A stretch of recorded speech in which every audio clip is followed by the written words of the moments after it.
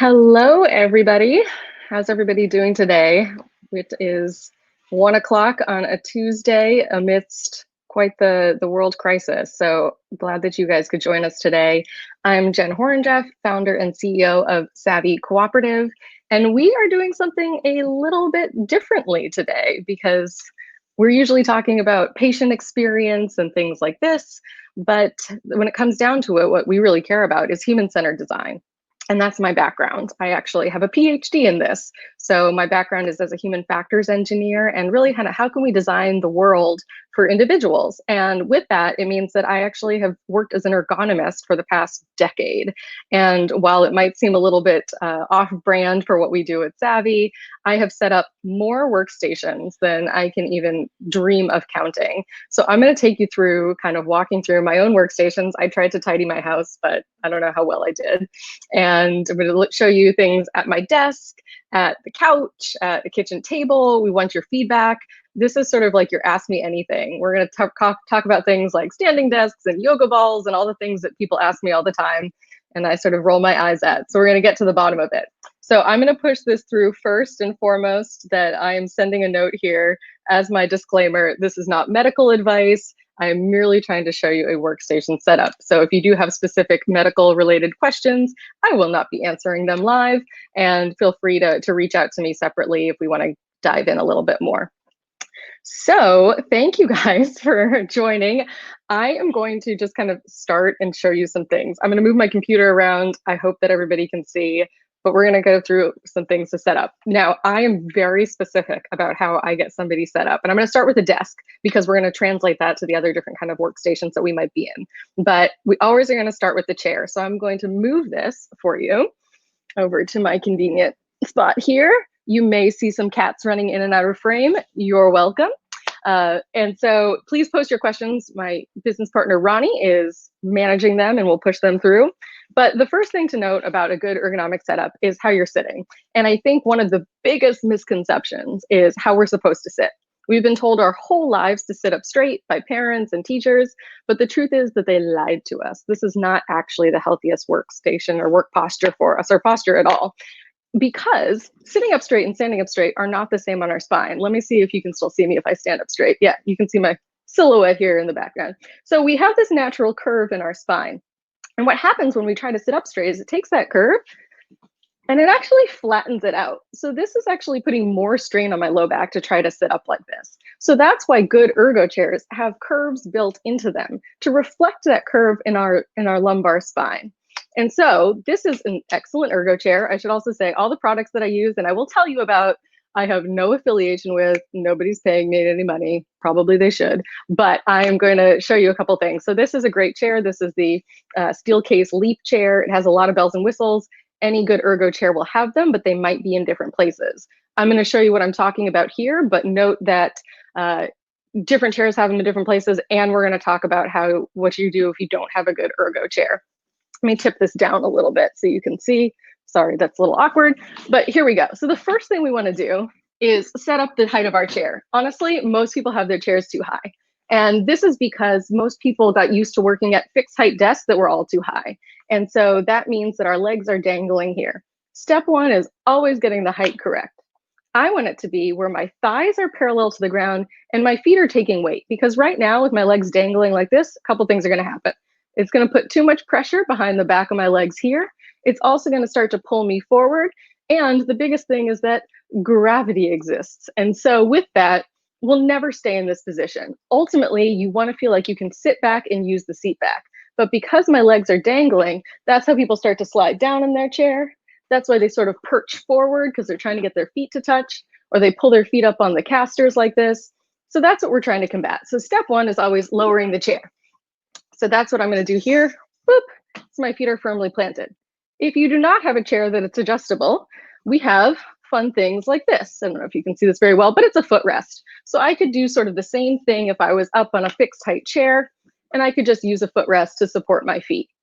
You can use various different things. You can use books, reams of paper, pillows, etc. But you want to make sure your feet are supported. So I'm going to go down here.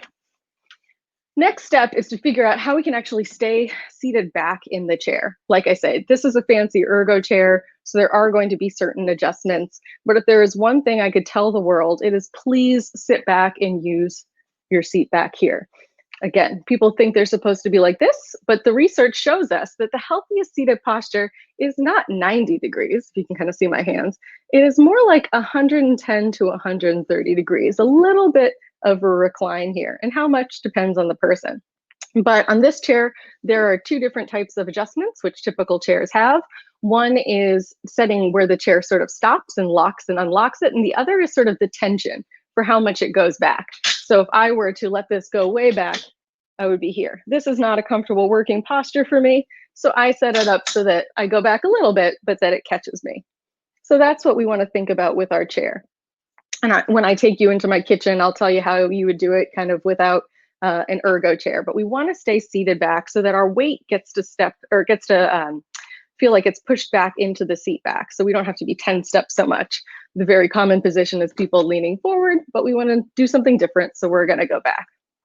You also may have different adjustments. Always look on an ergo chair. On these, there are different tabs that go up and down to find where your lumbar support is. Sometimes there's a big thing here that might go up and down that you can adjust that lumbar support. The biggest thing that I see people do is use a lumbar cushion. I have one here to show, and this is how I'm going to demonstrate why we don't love doing this. What happens when we use a lumbar cushion is that it is on a good chair like this, is it is so big, I don't know if you can see in the light here, that my upper back no longer touches the seat back. I would have to go like this, and this is uncomfortable. So you actually lose what is up here, and you end up having other strain just get transferred. Sometimes we use like a cushion like this if it's a chair, like a kitchen chair, that doesn't have any support. But because an ergo chair already starts with a bit of that curvature, adding something like this is not what you want to do. So I actually found that in my basement because I don't use something like that, but we had one. So that's the idea, that you feel like you can sit back comfortably here. Then we've got the armrests. A lot of people are not used to using armrests because they're used to sort of leaning on a desk, but we don't want to do that. I like armrests. Some people will tell you to put them down. I'm not of that camp. You can adjust the different heights. A lot of the time people will hike them up, and then what happens is we end up with our shoulders like this, so you don't want them to be too high. You want it to be exactly where your arms naturally fall. When it comes to all of this stuff, you want gravity to do the work. So gravity just naturally pulls your arms here, which is why I want to be able to work at this height. So this is how I want to feel like my arms are just supported right where they would fall, just to kind of take some of the weight there. Now, I've already adjusted my desk height because I'm a nerd like that, and that's why. These should be at the same height so that, oops, I have this still a little bit too high, so that it's a nice straight extension out. We don't want to feel like we're having to reach up. This is really low. This is really where I wanted to get it set up because I knew what I was doing. But most desk heights and tables are going to be about here. The typical work height there is about 29 inches. This is not a set sort of parameter, but that's give or take the right height for somebody who's usually about 6'5". I am not 6'5". Most people I know are not 6'5", but it was meant so that the largest people could fit underneath, but it meant the vast majority of us didn't fit correctly, which is why we hiked our chairs up and then felt like our legs were dangling. That being said, sometimes there are really tall guys that need really low desks because they have these long, lanky arms and their elbows go super low. And so that's really what we think about with the desk height, is it should be at your seated elbow height. And when we go into the kitchen where none of this stuff is adjustable, you'll see what I mean, that I'm going to have to do some hacks to make it so that the workstation works for me. So that's kind of what we'll go into there. Now, I'm going to move you a little bit here so that you can come up onto my desk as I show you some more things. How's everybody doing? How's it going? Did I have a question come through? Are Post-its better than a notebook to take notes in? Okay, so we'll get to some of those questions. All right, so here we are sitting at my desk. This is very typical, right? Especially if you're just starting to work from home using just a laptop. Has anybody picked up with the fact that I had to pull out an old laptop to film this at the same time? So here we are.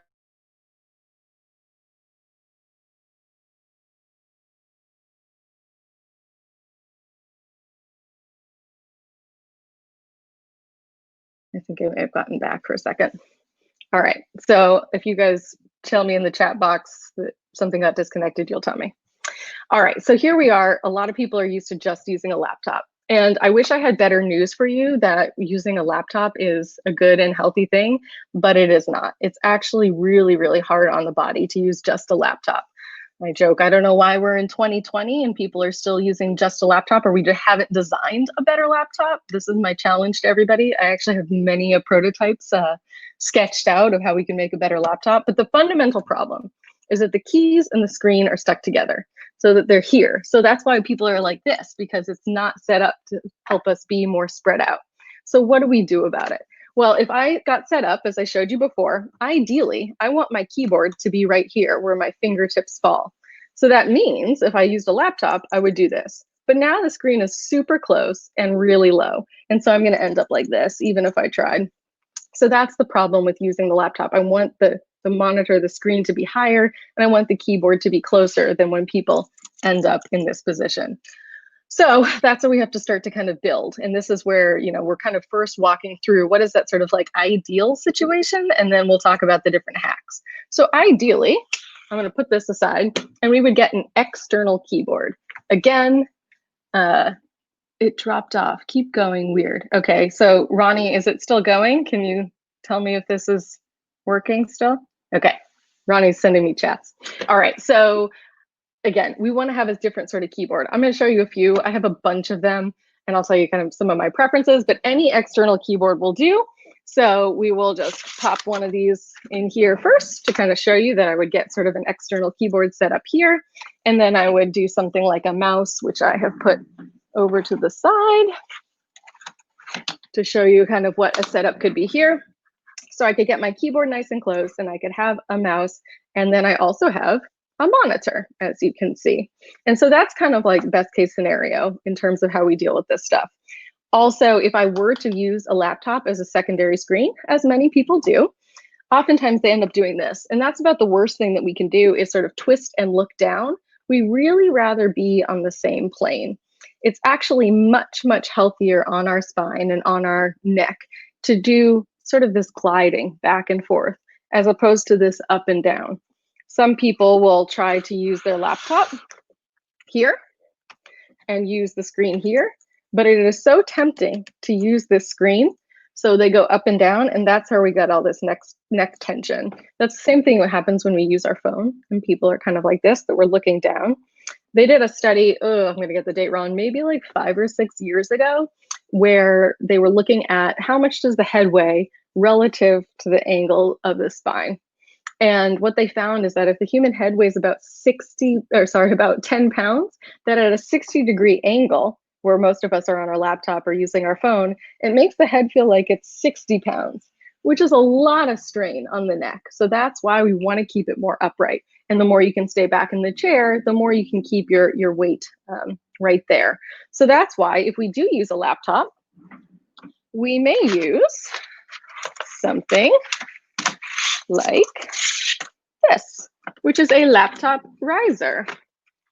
And we can put the screen right here in the riser, and I can put it off to the side so that it becomes this nice continuation of our actual monitor. So that's what, kind of talking this through, this is sort of the situation we want to get at. Now, I know that all of you at home don't have a monitor. We're going to talk about that. But for those of you who do have a monitor, I can almost guarantee you it's too high. And that is because almost everybody puts the monitor up because they think that they want to get their eye level in the very center of the screen. It makes sense. That way you can look equally around. But where most people don't know is that the eyes naturally gaze slightly downward. So if my head is here, my eye level is going to gaze a little bit below. So it's kind of like this sort of area right in your face that is where your eyes just sort of naturally look. So, and the other thing is, if you stop and think about the programs that most people use, things like email, browsing, you know, office suites and other things like this, almost all of them are very top heavy because the toolbars, the tabs, the URLs, they're all happening at the top of that window. So if your eyes are lined up in the middle of a screen, but so much of what you do is higher than that, it means we spend a lot of our time looking up, which causes a lot of neck strain. And the other thing is, again, my desk is low because I set it up this way, but most people have their desks too high, their keyboards forward, and their monitors too high, and that's how people end up working in this position. So whether you're working from home or when you do go back to your office, because someday we will all be back in our office spaces, that's probably what the biggest thing is to look out for, this sort of posture with this sort of crink in my neck, my rounded back, my keyboard forward, because I am sort of leaning on the desk here to make that happen. So if you have any questions around that, please, let me know. But that's kind of the way that we think about our setup. So this is somewhat of my ideal setup here. I can even back you up so that you can see that I could have my feet firmly planted. That's step one. Sitting back in the chair so that I can put my weight on the chair. That's step two. Bringing my keyboard and mouse nice and close here. That's sort of step three. And then figuring out my monitor situation. I've got my laptop up and over to the side, and my monitor is here. Usually kind of a jumping off point from how far away a monitor is about arm's distance away. You can see for me, it's about perfect. Obviously, we all have different arm lengths, but that's usually a guide point. Most people have their monitors pushed back to the edge of their desk. You can see that there's space here. That usually means it's too far, and which is why you'll probably end up leaning forward because you just can't see what's going on there. So that's kind of how we think about setting up the desk. So before we sort of move around, I see that we've got a poll going. So please feel free to answer the poll. It's good to kind of know where people are at as they're thinking about this sort of setup. And before we sort of go around the rest of my home, I want to show you some other options for some keyboards and mice that have pros and cons to different ones. So people ask me about like different sort of like ergonomic keyboards. What's a good keyboard? So I'm going to show you a couple options here. Again, I kind of collect keyboards and things like this. I don't claim to work for any of these companies. I don't have stock in them, but here are some options. And sorry if I don't like all of them. This is kind of a little one that I've seen around now, a Logitech. I don't love it. It's a little too compact for me for like working normally, but it is sort of a compact size. You'll notice a theme in the keyboards that I have. I do like compact keyboards, but when I say that, I mean they don't have like the number pad and all that kind of junk. A lot of people are used to working just on their laptop these days. And so all that stuff means that your mouse can't come in close enough. So I like it that they don't have them so that they can go off into the side and your mouse can come in closer. So that's one. It's okay. I do really like this one. This is a Microsoft. They actually don't make this one anymore, so I shouldn't really show you this in hopes that you would actually look for this. But what I like about this one is, again, it's compact and it's got a little bit of a curve to it. And I'm going to talk you through why that sort of curvature is even a thing with the next keyboard. But that's a great little compact keyboard also. This is one of my favorite keyboards. This is definitely more of like your ergo keyboard. Microsoft, if you're listening, good job. Send me more. The reason why I like this is for a couple reasons. Kind of tip you down here. So first of all, it has this built-in support that a lot of people would typically call a wrist rest, but I hate calling it that because you don't actually want to rest on the wrist. This is the sensitive, where's the camera, veiny part of my arm. I don't want to rest there. I actually want to rest on the palm, the fleshy part of the hand that can take that weight. Sometimes people get those additional gel pads, but what happens when they use that with like a traditional keyboard or one that doesn't have it built in, if I show you kind of here, they put it like here and it ends up just resting on your forearm, which adds more pressure. And that's not great because it's just kind of cutting off the circulation and innervations there. So that's why I like when they're here and it's built in. You could use one like this, but you would want it to be right next to the keyboard. The other thing is that so many keyboards are getting so thin that oftentimes those gel pads can actually be higher than the actual keyboard, which again causes more pressure as sort of gravity pulls down on you. So keep that in mind. Back to this guy. What I like about it, especially for this one, I have shorter arms, you can get in nice and snug. So that's why this is kind of the way that you would want to sort of pull it in so that it's right where your fingertips fall. The reason why the curvature is a thing on this keyboard and many other ergonomic keyboards is because it is a more neutral position. You have two bones in your forearm. They are parallel here. They are twisted in this position. So this just causes a little bit more strain. And of course, it's the way we do everything. So by having a little bit of a curvature, it helps to return it back to normal a little bit. So that's why that exists. Does it take some getting used to? Yeah, maybe. Sometimes the hardest time is for people that have kind of learned to reach across this sort of divide, but it really is not that bad. So that's what I kind of like it to be able to have a little bit of curvature. My hands are supported. And again, I got this nice parallel position here. Now this keyboard, which I don't know where this piece went, but comes with a little lift in the front so that you could actually have it like this. I don't use it like that, but for the people who do, the reason is that for people who have wrist issues, having a little bit of a downward slope would be preferable. And if I did that, I would want to raise my chair up so that I'm a little bit above it, so it would reflect that sort of downward slope. You know, the keyboards, which you'll notice I don't have any of them, that have tabs in the back, that puts your wrist like this. That's sort of like leftover from typewriting days when people would hunt and peck. But since most people now touch type, that means that when we have those tabs up, we end up in this position. You can see very well here that this is actually kind of putting a lot of strain right here in the wrist. So that's why we want to have it be flat. And for people who have a wrist issue, kind of going a little bit downward. So that's what we think about kind of with the keyboard. Now I have a couple different mice options to show you as well. This is more of like your traditional mouse. It's just a Logitech mouse, simple scroll wheel, that kind of stuff. But here's a couple other examples of more ergonomic mice. So I'll show you this one first. Sorry if you can't see it with the light. This is the hand shoe mouse. It looks kind of like a stingray. And this is meant to kind of cup the whole hand, if you can kind of see it like that, so that I could kind of have a little bit more support like this. A lot of people love this mouse. It's a great mouse. It is a corded mouse that I have. I just took it off for now. But that is same sort of idea, buttons and scroll wheel, but you can see a little bit of an angle that it puts my hand. Then we have a true vertical mouse that is about like this. You can see the angle is more extreme. And my thumb sort of fits right here, same thing, buttons and scroll wheel.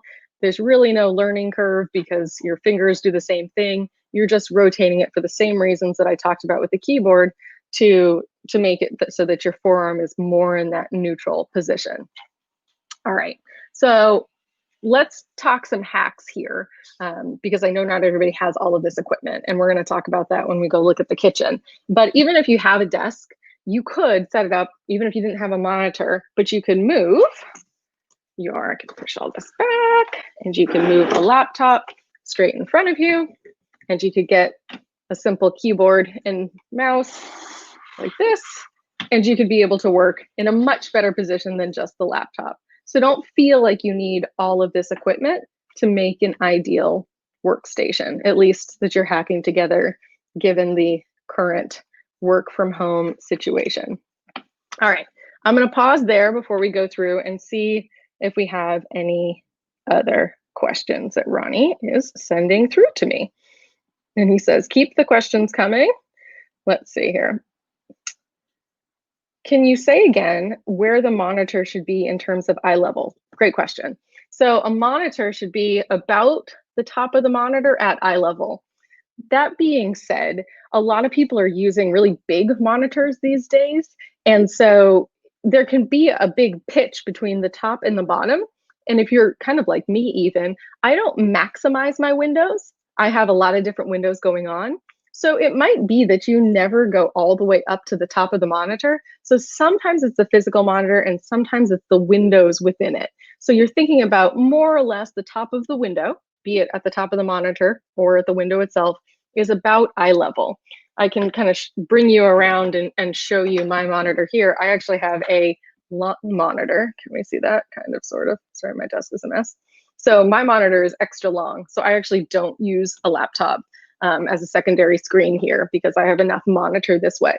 There are a lot of people that use bigger monitors here, but since I know I don't like to go up and down with my neck, that's why I use a longer monitor.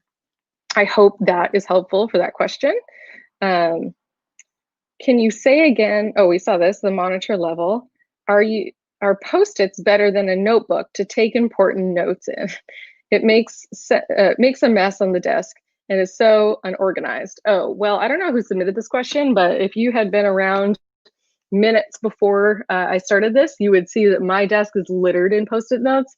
I think part of that's just a habitual thing that I'm used to just scratching down quick notes and putting them somewhere when I'm on phone calls or things like that. I wouldn't say that one is necessarily better than the other. If you are somebody that uses a lot of paper and you do either taking notes and then going back and forth between your notes and inputting, or you have different documents that you're referencing, you would really probably look for something like a document holder or a stand. This is a laptop stand, but you could use it sort of the same way that if you had a document, I've got a letter here that I'll pretend it would help sort of prop it up. And you can imagine if that's a full piece of paper, so it can be more that I can scan back and forth instead of going like this. One of the worst things that if you can avoid it is if you a lot of people will push their keyboard forward and put notes in front of them. And then they end up reaching and they end up doing this with their neck where they go down and they go up and they go down and they go up. And that causes a lot of neck strain there. So that is that question. Let me see if I'm missing any others. I think we've got that so far. So keep them coming. You're doing great. And now we're going to go around my house and look at some other spots. So let's go to my living room, shall we? And I need to take my computer, my backup computer here on the road with me so that we can see how this works in a living room situation. All right, here we are at my couch, and this is the reality for a lot of people is that they end up working from their couch. And there are ways that we can hack it. Anything that we do, we don't want to be there for too long. So just be thinking about that. We want to be kind of switching up our postures so that it's not always the same thing over and over again. And in this case, if we kind of tip this down, not move my pillows around here. What happens is when people will try to work on their laptop like this, you'll just notice that I end up just looking with my head down. This is going to add up and cause me lots and lots of neck strain if I am here. Now, when we talked about the different setup in my desk workstation, you saw that what ended up happening was that my arms were more or less at this sort of 90-degree angle. So here's my hack, and how I end up working at the couch is somewhat of the same situation. Again, disclaimer, you don't want to be in this position for too long, but you can make it work. I'm going to get cozy here for a second. So if I end up putting a pillow or something here, maybe you have a fluffier couch, but I don't. So I use a pillow here so that I can sort of lean back. Now you will notice when my legs are propped up here that my arms are more or less at this 90-degree angle. You will also notice that my eye level is more or less at the top of the screen. So it is hitting some of the different marks that we were talking about before. Again, I don't want to stay here forever. What's happening right now is that my low back is really kind of in this sort of C shape, and I don't love that for long periods of time. You could add a pillow sort of back here, kind of squish it down to give you a little bit more of that support of your lumbar spine. But again, you don't want to be here for a long period of time. But that's how we kind of think about maybe hacking your couch situation. So you can be there for a little bit. Same thing if you work from bed, same sort of thing, that you would be able to lean back, have some pillows propped up behind you, legs can come up. If I have my legs extended out here, same thing, I end up looking down. So that's why this is sort of my hack. Sometimes what you can do is end up, with one of these lap desks. I feel like I had one as a child, but they've kind of made a resurgence. So you can think about using sort of a lap desk there too. All right. Shall we go over to my kitchen? Any questions there? I think I see some coming in. Let's see. You guys are doing great. This is how I'm getting my questions from my phone that Ronnie is sending me. Is it better for your hands to use keyboard shortcuts versus mouse if you have a choice? That's a great question. I know we're not really set up here with my keyboard.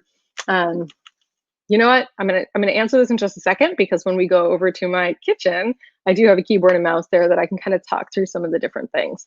So thank you for keeping that coming. And we have a poll result. Did you work from home prior to the COVID-19 pandemic? 14% said never, 27% said always, and 59% said sometimes. So I think that, yeah, most people are kind of in that camp where they're sort of transitioning. We have another poll coming through too. How are you currently working at home? Here's some of the examples that we were talking through. I'm certainly curious how you are working, so please feel free to answer that and we can see where everybody is at. All right, bringing my two laptops around with me. here we go. Next setup. We're walking through my house. All right, I've tried to even like hack where I was gonna put this down in different places. So welcome to my kitchen. Let me see, there we go. All right, so here we go with a setup in this manner. Let me push this back a little bit. All right, so kitchen table, nothing here is adjustable. Desk height is fixed. I've got this simple little chair. Disclaimer, I never work from my kitchen, but this is what it kind of looks like. For me, actually, if we're just looking at this, you'll notice that my height actually works well with this chair.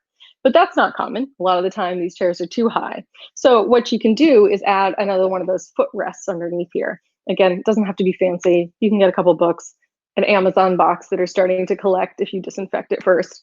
You can use something like that down there. I want to be able to pull in my chair because, again, what's rule number one? Sit back in your chair so that I feel like I can be supported.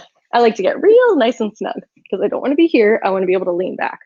So now, if I do this, you will notice that I end up in this position again. And that's why we're going to talk through some of these hacks here. Now, you will also notice, look at this angle, you can see very clearly that my elbow is lower than the height of the desk. This is what happens, is I end up putting a lot of pressure right here at my wrist. This is what we call contact stress, where it's sort of one point that is holding that weight. Some kitchen chairs might have a little bit of an armrest, but who knows what height, they're not usually adjustable. So this is super awkward too, but that's what we want to avoid that. What people will also do is push this sort of forward again, because it's a laptop, and they do this. This is probably something that you guys are very used to. Now what happens here, if I end up turning towards you, this is the position I'm working in. I sort of create these wings almost. And that's going to cause a lot of tension here. Some people end up developing what's known as impingement, where they're actually kind of pinching the nerves and innervations that go through that joint. So that's why we don't love that either. We want it to be here, but we kind of have to hack it together. How can we do that? Well, I have some supplies. You could put a pillow on your chair to at least kind of give you a little bit of a boost. And then I also brought out here a footrest, as you can see. Again, doesn't have to be a footrest. You could bring this forward, and then I could have my feet supported here. So I've been able to accomplish this sort of angle still. My feet are supported, but now you'll notice I am much closer to that position. Sorry, hacking this together. This is what how we're working these days. Hack together. So I can get myself nice and close in here. I'm in a better position, not ideal, but it is much better in here. And then I still have to solve the fact that I'm looking down and that my keyboard is forward, because this is going to make me look really down. So now it's kind of like the example of how do we hack this stuff together. You can put your laptop up on something. I got some books for the occasion so that I can get this higher. And then I just brought over an extra keyboard and mouse. I told you I have way too many keyboards and mice here so that I could have, I have, again, one of my cheap little keyboards here, little compact keyboard. Again, this one is Bluetooth or USB port connected, so I don't need to have any wires. Same thing with another mouse. You can get these things pretty cheap on the interwebs, but you need to somehow have the two separate things. So that's why this is usually the easiest way to do it, that you end up having a separate keyboard and mouse, and then you elevate that laptop. So this is how you could hack it. You just get some books or reams of paper or a box to put the laptop on, so at least it's somewhat higher, and that you have the separate sorts of things here. And again, about arm's distance away from this setup. So that's how we can hack it even at a kitchen table. It might not be the, the best scenario, but it is much, much better. Have we learned one thing? Working on just a laptop is not good for our body. So let's answer some of the questions that you guys had. I can take all of this down as I do so. Let's see here. What was one of the questions that was being asked? Can you talking about working inside versus outside? Yes, I'll talk about that. Let me talk about the one about shortcuts for the keyboard and mouse. Yeah, let me show you what happens here. Let me bring you closer, shall I? Thanks, guys, for bearing with me here. All right, so this is what happens when people do shortcuts of the keyboard. Especially, I see this very often in things like programmers who do lots and lots and lots and lots of typing. They're very fast. What we want to avoid for anybody is just kind of what we consider plant our wrist down. So this doesn't move now, and we just go back and forth, this sort of motion with the hand. This can be very irritating. And so that's what we want to avoid. We want to think about the fact that you can move your whole arm almost, because this is a larger muscle group. It's just friendlier on the body to move it that way as opposed to this going with shortcuts. You can maybe kind of see, it's really weird. You can see my wrist kind of going like this. That's weird. So that's what we want to avoid, that sort of back and forth. It's a finite range of motion. I'm not saying that this is why it causes carpal tunnel syndrome for some people, but your carpal tunnel, it is a tunnel, and there are things that go through it, different tissues, and there's just only so much space there, so that irritation can sometimes cause that inflammation. You actually have two tunnels in your wrist. The other tunnel over here is your cubital tunnel, and that provides innervation over to this finger and actually half of your ring finger. So sometimes people develop sort of numbness or tingling over here, and that's because this kind of motion can sometimes be the culprit. Whenever we have any sort of wrist issues, we also have to think about all the different places along the way we could have mucked it up. In our elbow, in our neck also. So it might not only be that this is the issue. So when we think about the keyboard shortcuts versus a mouse shortcut, when we think about the mouse, sometimes people have the mouse really far away, so they keep reaching really far for it, and that can be really challenging too. So it's just, I would say, more being cognizant of kind of how your behaviors are when you're using these different kind of things. And so that's what I would just kind of say is sort of be your own detective. If you find you're somebody that's planting your wrists and doing that, then, just moving the arm a little bit. If you find yourself reaching for your mouse, pull your mouse in closer. That's again why I like those compact keyboards, because the number pad isn't taking up so much space. But that sort of planting your wrist, that can also happen with a mouse.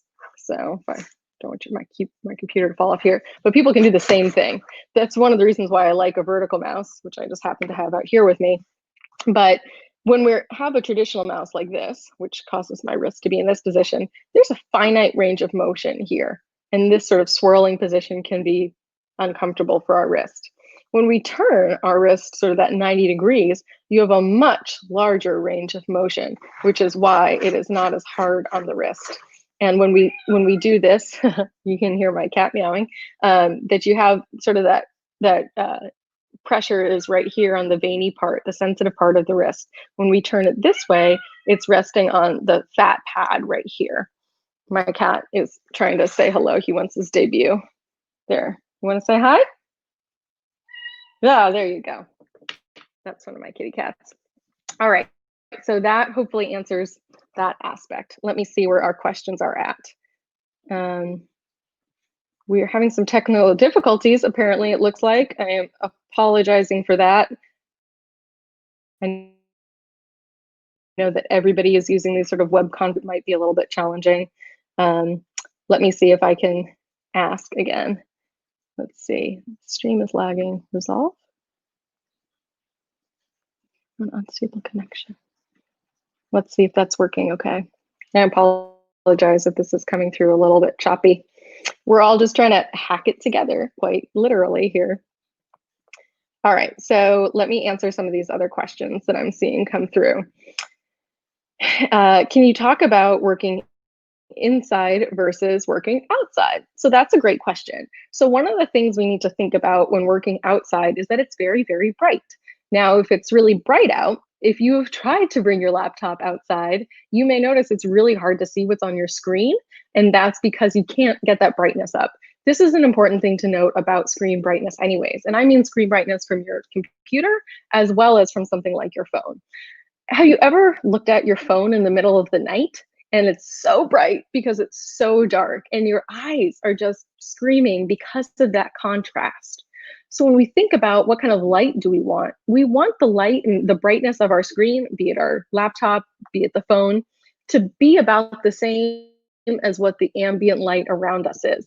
That's why if you work outside with a laptop, it's almost like you can't get the screen brightness bright enough because the ambient light is so, so bright, unless it's a cloudy day. In terms of being able to get some fresh air, that can be great. Got to think about that setup again and sort of like, how is your posture? Are you on a laptop looking down the whole time because you don't have a desk set up outside? But everything in sort of moderation. And so I have no problem if people want to go outside. Maybe you're doing some reading. I know that as bad as it is, I do a lot of like my morning emails and Slack and all this kind of stuff on my phone, just as I'm kind of getting up and moving about, even in bed. As an arthritis patient, it sometimes takes me a little bit longer to kind of warm up. And so from that standpoint, my joints might be a little bit achy. So I'm very used to kind of working from bed on my phone at the beginning. All right, so let's see what some of the other questions are. You share links of the products you shared at Jen's desk to help adapt your workspace. Yes, again, I don't have any affiliation with these different brands or companies, but I can tell you some of the ones that I like. I know that people had asked that about chairs and things like this before. I can also make sure that you have a good setup or a good understanding of what I look for. Ronnie is telling me to go back to my office because we have a better connection there. So let's go. All right, we are closer to my router here. All right, let's see if this is any better as we keep talking through this. Let me see if I've missed any questions. It looks like we are pretty good there. Let me check here if we have any polls. I'm not sure we've put a lot of polls to you guys yet. New poll results. Ronnie is sharing this. Or at least I thought he was. Stay tuned. Up above in chat. Oh, okay. Yes. Are you currently working at home, and like what is your workstation like there? It's actually pretty good that we have 32% that are using kind of a desk with external equipment. So that's pretty impressive. It's actually not expected that a lot of people do that anymore. At a desk with a laptop. So hopefully some of those hacks make sense in terms of working at your desk with a laptop. At my kitchen table, on the couch, and in bed. In bed was 8%. That's the lowest amount there. But sounds like that 32% are working at their desk with a lot of different equipment. I see a question coming in. What if you have an Apple Mac? Do you know of any options for ergonomic keyboards? Apple. So if you noticed, I was carrying around a Apple laptop myself, both my old ones as well as what I'm on right now are MacBooks. And because Macs are great in terms of like their usability, but they hate ergonomics. They're going to hate me for saying that. They're very pretty. They are very design forward, but they're terrible from an ergonomic standpoint. Apple makes two different keyboards. One is what I would consider a long keyboard with a number pad, and one that is the compact keyboard, which is pretty much the same as what's on like a laptop. So it should feel the same. Honestly, it is better than nothing. So I would certainly recommend if you are, gung-ho Apple and you will only ever buy Apple products, it's better than nothing. They are expensive, but at least it gets you off your laptop. They don't have anything with like a curvature or anything like that, but that's the whole thing, that all of these keyboards and things that I showed you, I am using an Apple computer, but I am using non-Apple products. And even if you're somebody who likes the little Apple command button, almost all keyboards will allow you to change that. So like that Alt key, wait, where's my frame? That Alt key becomes that Apple command button. So you don't have to learn anything new with your fingers. You just kind of change the keyboard settings. So I hope that I'm answering your question there. If you are somebody who has an Apple monitor, and some of the new Apple computers, which like are the monitor, they don't even adjust height. You can adjust the angle, the tilt, and we can talk about that, but you cannot go up and down with an Apple monitor. So if you do want to adjust the height, your only option is to put something underneath it, be it getting an official monitor riser or to get different books or things or reams of paper to kind of stack on top of it, but they don't allow you to adjust. It seems so simple. They're also super duper heavy. I've had people pull their backs trying to lift that before. Oh, one of my favorite questions. Do you have any work hacks? Because we didn't talk about these things, but we need to. We need to go through some of the different things that people ask me all the time about. Should I use a yoga ball, or do I need a standing desk, or all this kind of other stuff? So let's kind of talk through it. I wish I was sort of teaching a class. Hey class, what's the fundamental issue with a yoga ball? And you would think about it and you would say, well, Miss Jen, I think the reason is that yoga balls can be hard to work on is because there is no seat back. Remember, that was like lesson number one, sit back in your chair. So when you're on a yoga ball, you're sitting just without any support. And I'm not want to say that you're sitting upright, because what happens is when we sit on a yoga ball, you can absolutely sit on a yoga ball and end up kind of leaning forward and with your spine kind of curved forward, hunched over. People think that you're getting sort of like an ab workout at the same time, but yoga balls can be great, but using them for exercise. So just think about it from that standpoint. So that's not the only sort of thing we want to do. We want to make sure that we have that back support. All right, I see another question coming through. Let's see. Do you know any good neck stretches or shoulder movements or anything that can help while you're taking a short break throughout the day? Excellent. I'm glad that we also are asking about breaks, because that's really important. Let me see if I can show you sort of a neck stretch. One thing that's really easy to do while you're sitting at a chair, what I'm doing, which you can't see, is I'm kind of holding the base of my chair right here. So I have some leverage, and I can kind of just stretch my neck down and over. So I'm getting this sort of pull. You can see my tendon here, kind of this way. So that could be a great stretch. With stretching, we want to hold a stretch. You don't want to like bounce into it. So you don't want to kind of like slam your body and then do it the other way. That's great. Think about, like, we want to be doing things that are counter to where our body is. So when we're hunched this way and we're kind of working like this all the time, a great stretch that you can do is sort of putting your palms up and just rotating outward, so that I'm trying to pull my shoulders back this way instead of what I'm here. And if anybody's familiar with a foam roller, it's a great thing to lay on a foam roller from your head all the way to your tush. So it's the long way, because what happens then is, instead of laying on a floor where it's just flat, your arms and shoulders get to open around it. So you really get a nice deep stretch there. So I like that too. Let's see, other questions coming in. This is great, guys. Send the questions. Are you familiar with the mouse that is a stylus and pad? Thoughts? Do you recommend it? Some people use tablets. Honestly, I see tablets where you're using like a stylus and things like this, really more for designers. Not to say that you can't use it, but that's who I see using them the most. You know, all of this has pros and cons. None of this stuff is perfect, but we're ending up in this sort of position. People oftentimes have their arms sort of up and over as they use sort of the stylus and pen. Because it takes up space, they end up reaching, or I've seen people pull it in front of their keyboard, which I told you we don't like to do that, because then your keyboard is forward. So, you know, if that's something that makes more sense for the kind of work that you do, designing, architect, different things that might be more used to that, then you may think about it, just keeping in mind that we want everything close. That's kind of one of the big lessons of ergonomics, is that we want to feel like we can sit back in our chair, pull into our desk, and pull everything in and down. So it's right here for us. So that's kind of my feedback on that. Let's see.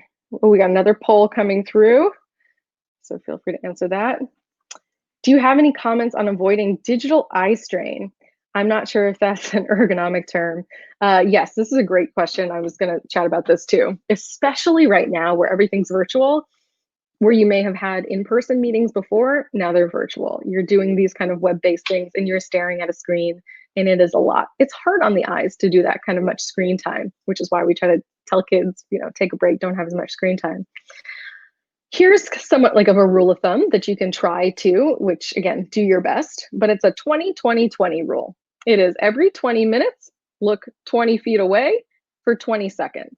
So, you know, if you have different pictures around, I haven't decorated, then it's just looking away. And why is that a thing? Because here, when I'm looking at my computer, there's a certain distance. So my eyes are almost like locked in. But when we look farther away, it uses our eyes change. So it's helping to kind of give the muscles in our eyes a little bit of a chance to kind of get their own stretch break. It's almost the equivalent of them getting up and walking around.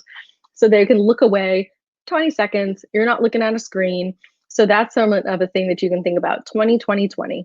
Every 20 minutes, look 20 feet away for 20 seconds. Same thing goes for how often do we want to be getting up and moving around? And this is where people usually ask about standing desks too. Is that while there's no formula for, you know, how we should think about sitting, standing, etc., it's that the human body wants to do something like every 30 minutes, which is super fast. So do your best. I remember when I was doing my PhD, that was back in the days that like Pandora was the winner of sort of streaming music. And it used to pop up and say, it's been 60 minutes. Do you want to keep listening? And I was like, oh my gosh, how's the 60 minutes gone by? But think about as often as you can, getting up and just taking a break. That does not mean you have to stop and take a yoga class. You can get up and go get a snack, go to the bathroom. Sometimes I usually say go talk to a colleague, but that's maybe not it here. Go talk to your cats, take a good cat break. But that's the idea, is just getting up and moving around. People ask about standing desks. I've seen many of people hack them together where they put their laptop on it. And we've talked about how the laptop has its issues in and of itself. So thinking about rotating through it. But I wish people that would stop saying sitting is killing us, because yes, we want to be physically active. But as long as our setup is set up correctly, it's not that sitting is bad. Oftentimes we're just sitting in a poor position, but we just want to be moving. So think about every 30 minutes, can you get up and can you do something? When I have people that are either standing all day or they're working at workstations where they can stand, so they choose to stand all day, they have their own host of problems. Believe me, people who are greeters, nurses, receptionists that are standing all the time, their body is killing them.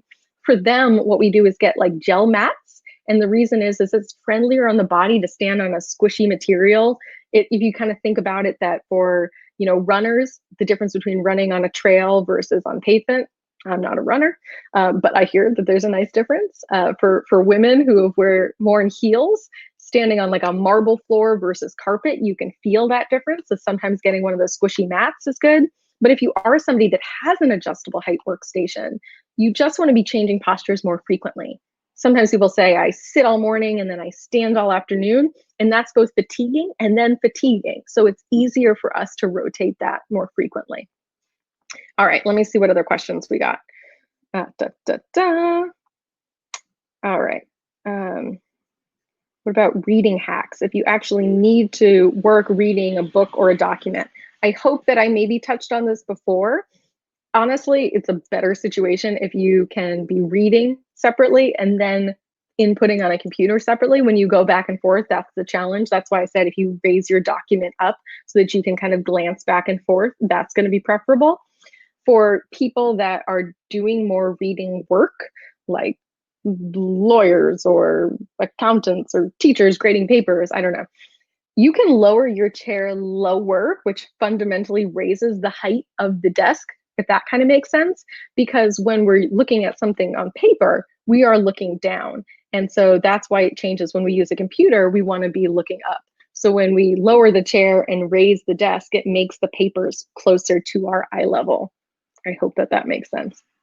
All right, let's see. Comment from the audience. I had a kneeling desk chair for a while, thinking it would be better for posture, but long periods sitting there, no matter how I adjusted the height or angle, would just hurt my shins.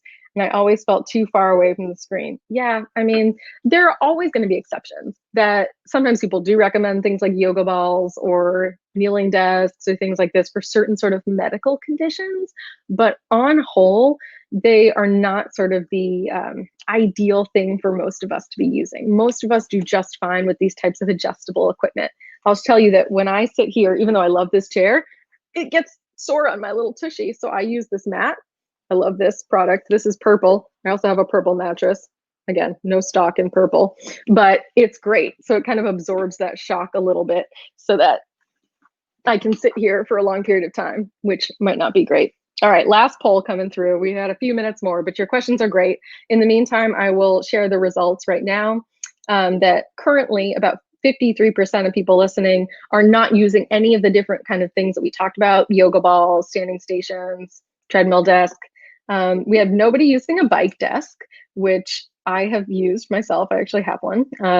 But a treadmill desk, we have about 5%. I do not have a treadmill desk, but you'll see that I have a treadmill. I'm going to talk about all this kind of stuff. Standing station, about 32% using that. Yoga ball, about 5%. And here's how I think about using that kind of stuff. The biggest thing is just changing postures. That is going to be the best thing for you. Now, a bike desk, I got my bike desk when I was training to bike from New York to Florida so that I could work. I will still sometimes take conference calls on it where I'm not actively working. And that's the same thing when I use my treadmill. I use it only for calls. I am not doing it because I'm trying to work. I would not, I don't recommend that. I mean, I guess you could, but like really, you don't think you can't get that sort of like really deep thinking in while you're doing that kind of stuff. But if you're somebody like me who takes a lot of phone calls, that's when I do it. I love to be able to go outside and take calls walking. So apologies if anybody's ever done that with me and you hear some ambient city noise in the background. But it's good to be able to use kind of calls as a way to get up and move around. Even just pacing around your office is great to kind of like have just a little bit of movement in the day. All right, we got another poll result here for the last one. And, oh no, that's not our last one. The new poll result being, what are the most common side effects working from home for you all? Irritation, sore neck and back is number one. And it's probably because you're using a laptop or all the other kind of things that we said. And just we're working way too much at our computers. Stunted productivity, that certainly can happen. Some people have a little irritation, never being able to turn off. That is hard. Please tell me how to do that as well. I think that's one of the big challenges is when your office is your home, how do you turn off? And we'll get the last poll results up here in a minute. I feel like I saw some questions coming in through the chat. Let's see. What do you do if you've already trashed your traps and neck working from home full time? Oh, I am sorry to hear that, if that is somebody's experience there. Yeah, it's hard. And it's a lot of it's coming from this position and a lot of this strain here. So thinking about trying to have your arms as relaxed as possible, doing some of that stretching. You might like one of these things. If you go to a pharmacy next time you're allowed to go out, remember these old pinky balls? Oh, these are the literal best. Pinky ball. No stock in pinky ball. But it's a great thing that you can kind of lay on the floor or go up against a wall, and it's really nice to kind of stretch the muscles there, kind of like a little massage. But yeah, it's being kind to the body and trying to get in as healthy a posture as possible, but not staying there for any great length of time. Let me see if we have any other questions. Here's our last poll results. What's the favorite part of working from home? So far, it is flexibility when I work, but second place is sweatpants. I put on real clothes for you today, kind of. I'm in a t-shirt, but yeah, I mean, I like to joke that if you have a conference call, you can put on your black sweatpants to be a little bit fancier if you want to feel dressed for the occasion. But yeah, there's pros and cons to working from home. Some people say you should have the same routine and you get up and you get dressed as you would to go to work. And I think that this comes back to like how some people are people that can like quit something cold turkey. Some people need moderation, and it just depends. I have worked from home for the past decade. I haven't had an office when I did my PhD and now a startup. So I'm very used to it. But if you're somebody who needs more of that routine, I highly recommend sort of establishing that so you have sort of good work hygiene. All right, let me see if there are any other questions that I missed that you showed us. Yeah, so that's what I'll try to put together some recommendations. I'm not recommending specific products because I have not done an exhaustive list of all the different products out there, but I can tell you some of the ones that I use and like that I think are good jumping off points, but then you can get a little bit fancier. All right, so and that's what too, if you do have any other further questions, you can let us know at hello@savvy.coop. So that is HELLO at SAVVY.COOP. That is our website. That is how you can get in touch with us and me. I'm happy to answer any other additional questions that you may have. I've even had some requests to do more personalized ways to help you kind of get set up. So if this was sort of a good primer, but you want to kind of dig in a little bit more about specific questions and do sort of a video chat showing me kind of what your setup is, open to that. We don't know what's going to be coming of all of this, but I really want to make sure that you guys are all being able to work in a healthier position. I know that it's a really tough time and a lot of this feels really challenging, but if we can keep our bodies healthy, both in mind and physically, it's going to do us a lot of good. So please feel free to also send suggestions of topics that you want to hear. Again, this is a little off brand for us talking about sort of ergonomics, but this all falls under human-centered design. And that's what we care about. How can we fit the world to individuals? How can we fit healthcare to the patients and the end users? So if there's anything we can do just to support you on this sort of journey, especially while we're all kind of adjusting to this new normal, please reach out. Thank you guys for joining us today. Those who listened in, you'll get an email with both the recording. You might get that first, but I will then follow up with a couple product ideas. And if you have registered, you will also get the recording. And if you're just finding this randomly on the web later, same thing applies. Feel free to reach out to us, and we would love to help support you. All right, good luck, everybody. Stay safe out there. Bye now.